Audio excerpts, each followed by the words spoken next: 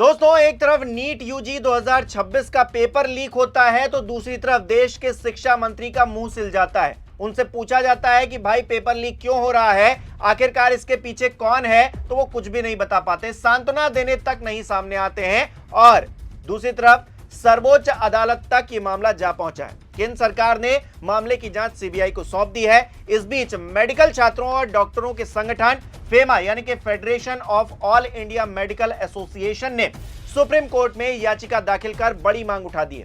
संगठन ने कहा है कि नीट जैसी अहम परीक्षा की विश्वसनीयता पर सवाल खड़े हो गए हैं, इसीलिए अब सिर्फ जांच काफी नहीं है बल्कि पूरे परीक्षा सिस्टम में बड़े बदलाव की जरूरत है। संगठन का कहना है कि मौजूदा व्यवस्था पर छात्रों का भरोसा कमजोर हुआ है, इसीलिए परीक्षा प्रक्रिया को लेकर सख्त कदम उठाए जाने की जरूरत है।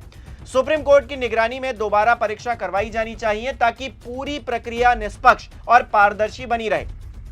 याचिका में नेशनल टेस्टिंग एजेंसी को लेकर भी गंभीर सवाल उठाए गए हैं। संगठन का मानना है कि मौजूदा सिस्टम में कई खामियां हैं जिनकी वजह से पेपर लीक जैसी घटनाएं सामने आ रही हैं। ऐसे में केंद्र सरकार से मांग की गई है कि एनटीए को या तो पूरी तरीके से बदल दिया जाए या फिर उसका पुनर्गठन किया जाए। याचिका में एक नए संस्थान NEIC यानी कि नेशनल एग्जाम इंटीग्रिटी कमीशन बनाने की भी मांग की गई है।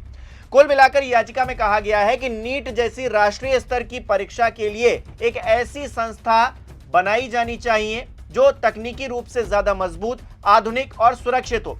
फेमा ने सुप्रीम कोर्ट से यह भी मांग की है कि सीबीआई को निर्देश दिया जाए कि वो 4 हफ्तों के भीतर जांच की स्टेटस रिपोर्ट अदालत में दाखिल करे। 3 मई को नीट यूजी 2026 की परीक्षा हुई थी जिसमें लगभग 23 लाख बच्चे शामिल हुए थे। परीक्षा रद्द होने से इन बच्चों का भविष्य अधर में लटक गया है। वहीं जांच के सिलसिले में सीबीआई की एक टीम नेशनल टेस्टिंग एजेंसी के दिल्ली दफ्तर में भी पहुंची है। इस घोटाले का जाल 7 राज्यों तक फैला हुआ बताया जा रहा है। राजस्थान में इस पूरे मामले में सबसे ज्यादा चर्चित नाम जयपुर ग्रामीण के जमवार रामगढ़ के रहने वाले 2 भाइयों मांगीलाल और दिनेश का है।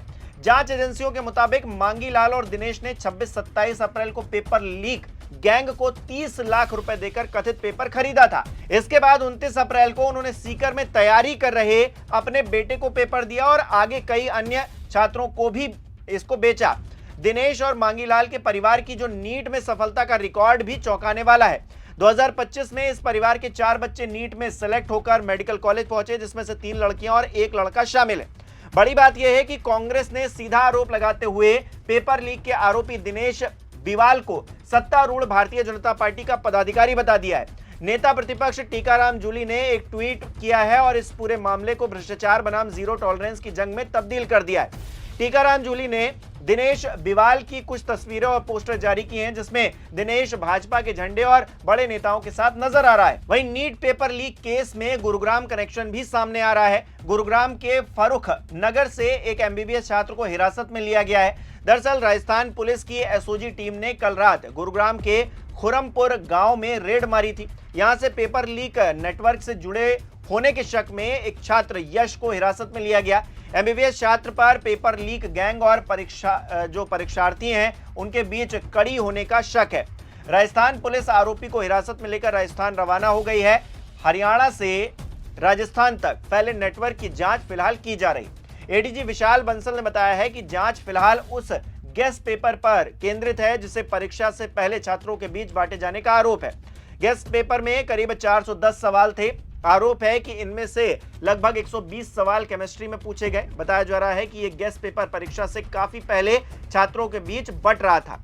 यह 15 दिन से लेकर 1 महीने पहले तक छात्रों तक पहुंच चुका था।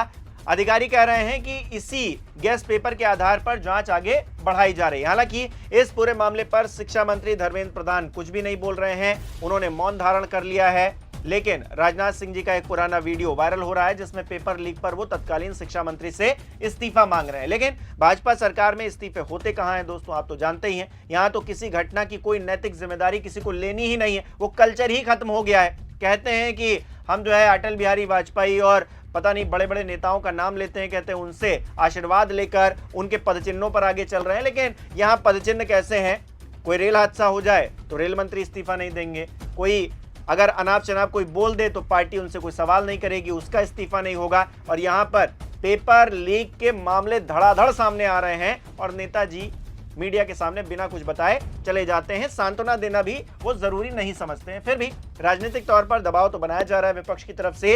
अरविंद केजरीवाल क्या कह रहे हैं, सुनिए। 2014 से जब से मोदी सरकार आई है, टोटल हमारे देश में 93 पेपर लीक हुए हैं, 93, और इनमें अधिकतर paper double engine triple engine की बीजेपी की एनडीए की सरकारों में लीक हुए हैं। लगभग 6 करोड़ युवाओं का भविष्य इन 93 पेपरों में बंद था। पेपर लीक हुए राजस्थान में, उत्तर प्रदेश में, उत्तराखंड में और गुजरात में। इन 4 राज्यों में सबसे ज्यादा पेपर लीक हुए। इन चारों राज्यों में बीजेपी की सरकारें हैं।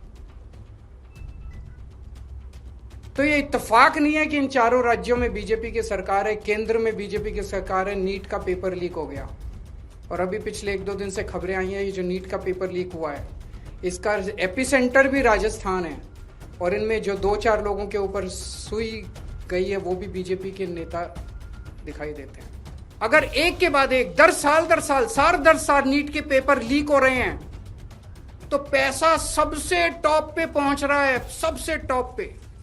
ऐसे ही पेपर लीक नहीं हो जाते, नीट के जैसे पेपर ऐसे ही लीक नहीं हो जाते, पैसा सबसे टॉप पे पहुंच रहा है। तो जब आप सिस्टम की बात करते हैं तो आप उस टॉप को बचा रहे हैं, अनजाने में बचा रहे हैं। मैं जानता हूं आपकी मंशा नहीं है, लेकिन अनजाने में उस टॉप, ये सिस्टम कोई इमेजिनरी नहीं होता, फिक्शन नहीं होता, सिस्टम हवा में नहीं होता, सिस्टम के पीछे लोग हैं। सीधे आरोप लगाइए जो इस खेल के अंदर शामिल है, उनको जेल में भेजिए, सड़कों पे उतरिए, आंदोलन कीजिए और इस घिनौने खेल को बंद कीजिए।